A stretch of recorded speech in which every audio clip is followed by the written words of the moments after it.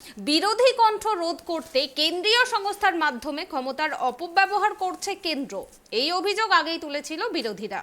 তবে সাধারণ নির্বাচনকে সামনে রেখে মোদির ভয় ভীতি প্রদর্শনের রাজনীতি ব্যানারে জোট বেঁধে লড়াইয়ের সিদ্ধান্ত নিয়েছে 18টি বিরোধী দল।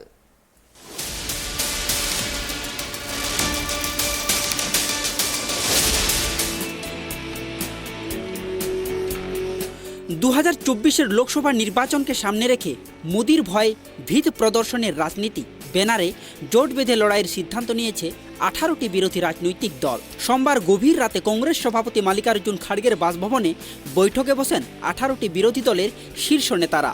কংগ্রেসের সাধারণ সম্পাদক জয়রাম রমেশ বলেন, গণতন্ত্রকে ধ্বংসকারী মোদি শাসনের বিরুদ্ধে একযোগে এক সুরে সরব হবেন বিরোধীরা।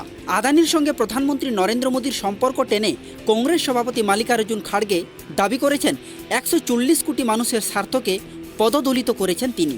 এক টুইট বার্তায় খাড়গে বলেন, একজন মানুষকে বাঁচাতে 140 কোটি মানুষের স্বার্থ পদদলিত করেছেন প্রধানমন্ত্রী নরেন্দ্র মোদী। যে পার্লামেন্টে জনগণের সমস্যা নিয়ে আলোচনা করা হয়, প্রধানমন্ত্রীর পরম মিত্রকে রক্ষা করার জন্য তা স্তব্ধ করেছে বিজেপি।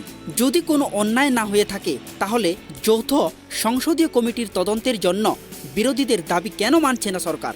জানা যাচ্ছে, লোকসভায় রাহুল গান্ধীর সাংসদ পদ খারিজ, আদানি হিন্ডেনবার্গ ইস্যুতে সংসদীয় যৌথ কমিটি তদন্তের জন্য এবং বিরোধী নেতাদের উপর কেন্দ্রীয় সংস্থার অপব্যবহার নিয়ে বিজেপির বিরুদ্ধে এক হয়ে লড়াই করবে 18টি বিরোধী রাজনৈতিক দলের শীর্ষ নেতারা। কংগ্রেস সভাপতি মাল্লিকার্জুন খাড়গের ডাকা বৈঠকে হাজির ছিলেন DMK, NCP, JDU, BRS, CPIM, CPI, Aam Aadmi party, ADMK, KC, Trinamool Congress, RSP, RJD, NC, VCK, Samajwadi party এবং ঝাড়খণ্ড মুক্তি মোর্চার প্রতিনিধিরা।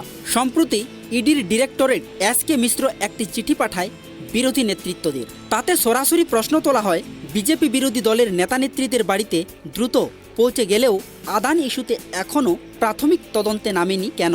এভাবে মুখ ঘুরিয়ে থাকতে পারে না এজেন্সি। এখনই আদানি গোষ্ঠীর বিরুদ্ধে উপযুক্ত ব্যবস্থা নেওয়া হোক, দাবি বিরোধীদের। Bureau report, tribe TV.